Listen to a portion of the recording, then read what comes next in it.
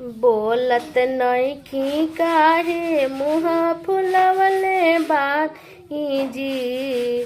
बोलत नइखी काहे मुँह फुलवले बानी जी। त खाली आलू के पराठा बनवले बानी जी।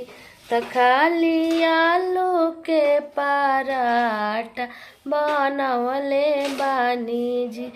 देवरू से दही मंगवले बानी जी।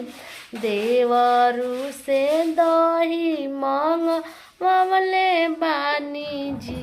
त खाली आलू के पराठा बनवले बानी जी।